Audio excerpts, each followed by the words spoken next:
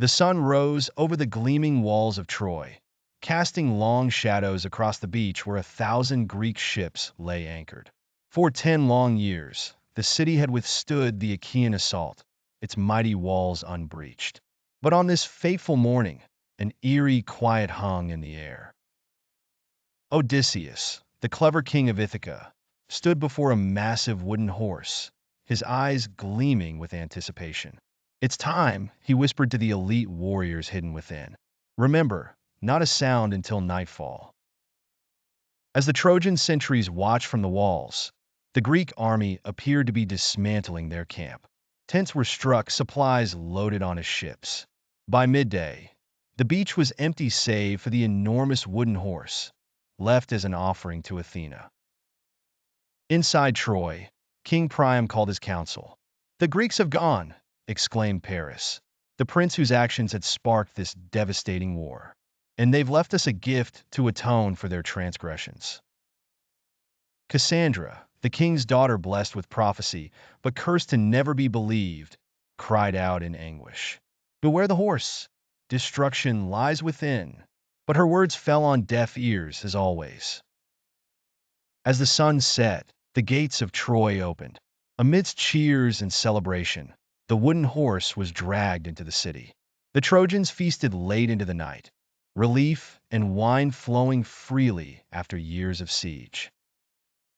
In the quiet hours before dawn, Odysseus and his men silently emerged from the horse.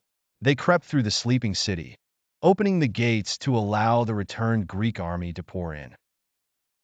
The sack of Troy was swift and merciless.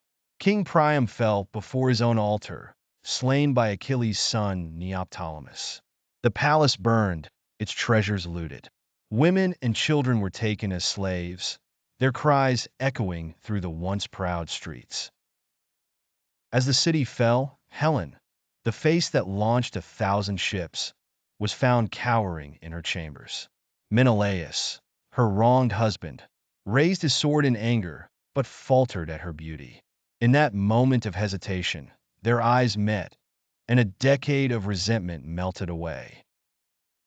Aeneas, a Trojan prince, fought his way through the chaos with his elderly father on his back and his young son clutching his hand.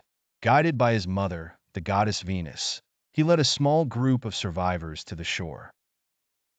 As they sailed away, Aeneas looked back at the burning city, knowing he was destined to found a new Troy in a distant land. By morning, Troy was no more. Smoke rose from the ruined citadel as the victorious Greeks prepared to sail home. But the gods were not finished with them yet. Agamemnon, the Greek commander, had angered Artemis by boasting that he was a better hunter than the goddess. As punishment, she becalmed the Greek fleet at Aulis. Only the sacrifice of Agamemnon's daughter Iphigenia would appease the goddess and allow the winds to blow. With heavy heart, Agamemnon agreed, but at the last moment, Artemis substituted a deer for the girl, spiriting Iphigenia away to serve as her priestess. The winds returned, and the Greek fleet sailed for Troy, unaware of the divine intervention. Now, a decade later, the Greeks faced a treacherous journey home. Odysseus would wander for 10 years before reaching Ithaca. Ajax the Lesser offended Athena and drowned at sea. Agamemnon returned only to be murdered by his wife Clytemnestra, who had never forgiven him for Iphigenia's supposed death. As the survivors of both sides scattered across the Mediterranean, seeding new kingdoms and epic tales, the gods looked down from Mount Olympus. The Trojan War had reshaped the mortal world, its heroes and villains earning immortality through song and story.